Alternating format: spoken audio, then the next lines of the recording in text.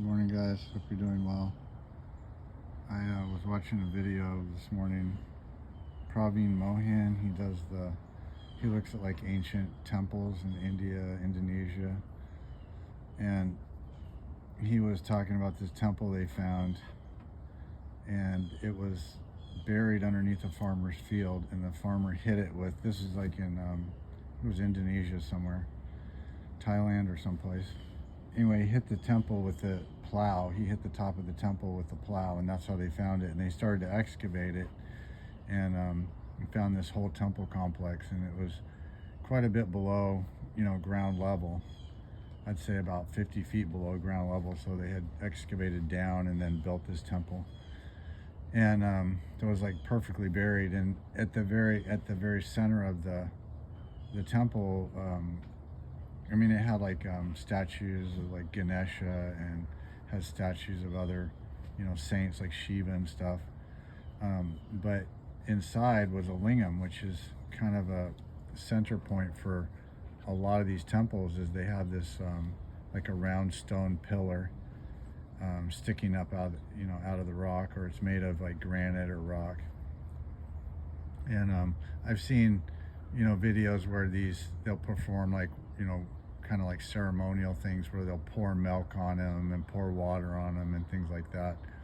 And so it was interesting because what Praveen noticed was that the lingam had gold in it. So there was he said at one time it was covered with gold, and they had basically powdered gold and put it on the lingam.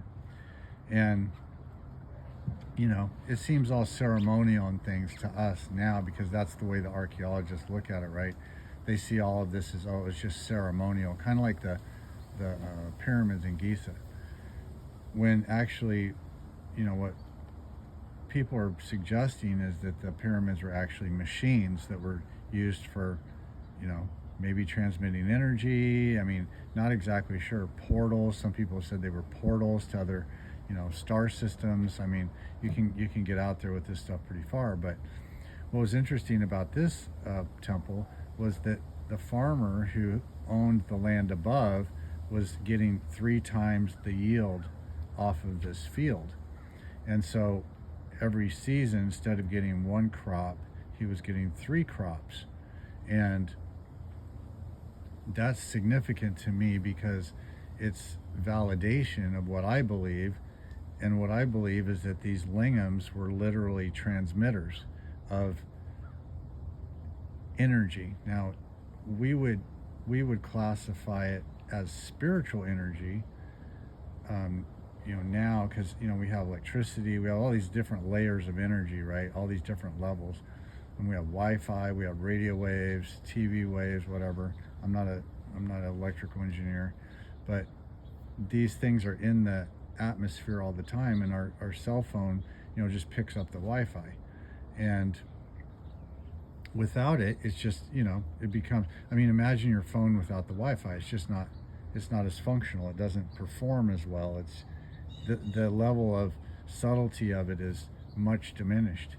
Well, as we moved further and further away from God, so as our culture became, and you can get into the whole thing of our society being hijacked, and Enlil and Enki, and these Old Testament gods that came in, and they started making people perform like blood sacrifices to get this energy, right? So you can have this energy, but you have to follow this dogmatic religion, you have to perform sacrifices, you have to do all these things, and then we'll give you the energy, we'll give you this divinity, if you want to call it that. Well, these ancients, they literally were connected to this divinity, but it was a technology. It wasn't a dogma. It wasn't something you even had to, it's kind of like, I don't have to have faith in Wi-Fi. I don't have to pray to a Wi-Fi god to get Wi-Fi. Wi-Fi is just there, and this divinity was just there. It wasn't something you had to earn or something you had to sacrifice for. It was just there. It was just in the atmosphere. People were just automatically connected to this divinity, and I believe they used these temples they were like charging station. They were like charging stations. So, and mentioned this before in videos about how I had this theory that, you know, a person could go to work, you know, do their job, and then, you know, maybe on the weekend or on their day off or in the afternoon when they were done working, they could go to the temple and just kind of hang out, you know, just be in that energy. You know, kind of like when people hang around with a guru now, you know, nowadays, like these saints who, you know, have this, basically have become directly unified with source. They're connected. Their body is just literally a lingam, and they're just transmitting this divine source energy out from them.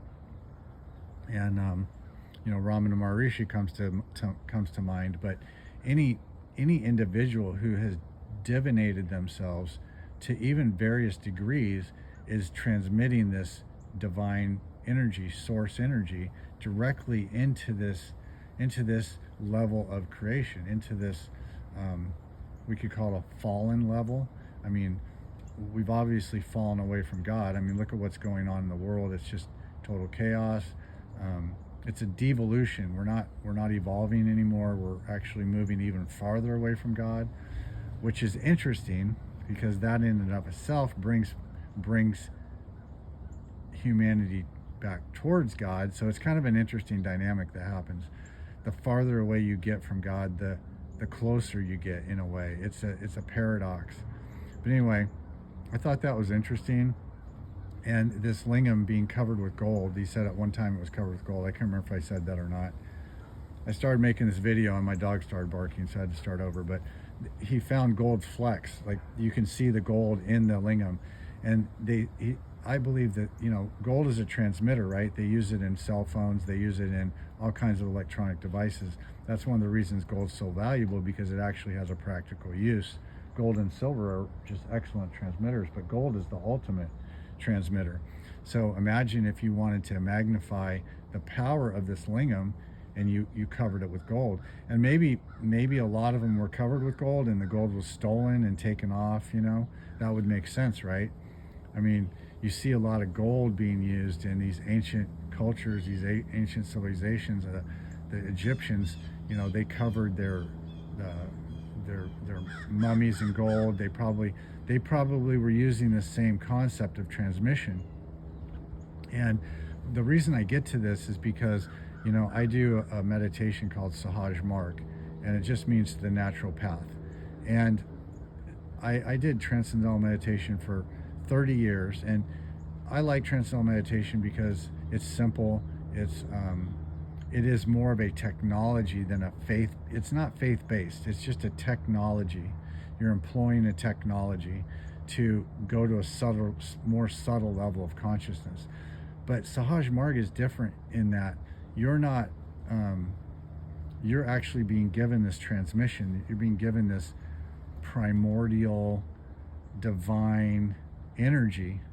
It's subtle. It's really almost undefinable, because it's so one of the founders of the system called it the forceless force.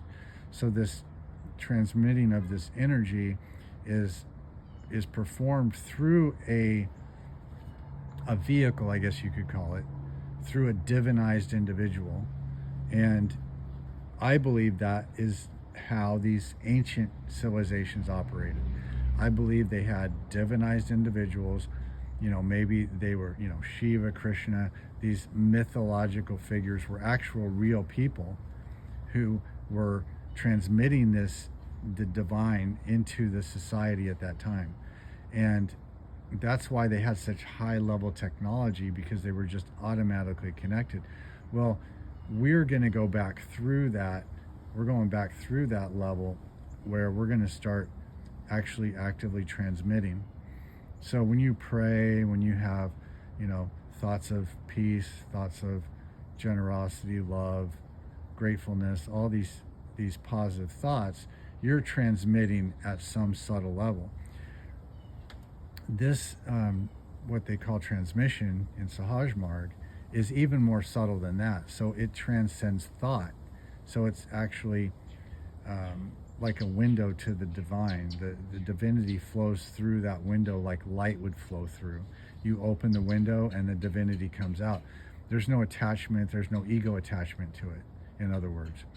And so this is a reminder to me when I see stuff like this of the functionality of Sahaj Marg, and how this transmission is really a natural process, and it's been hijacked and cut off.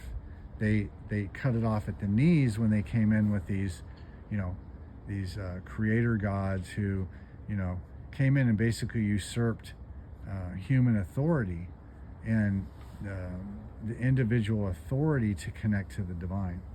And they said, no, you have to connect through us. And that's it's a big delusion, a big hijack. It's been a hijack of civilization.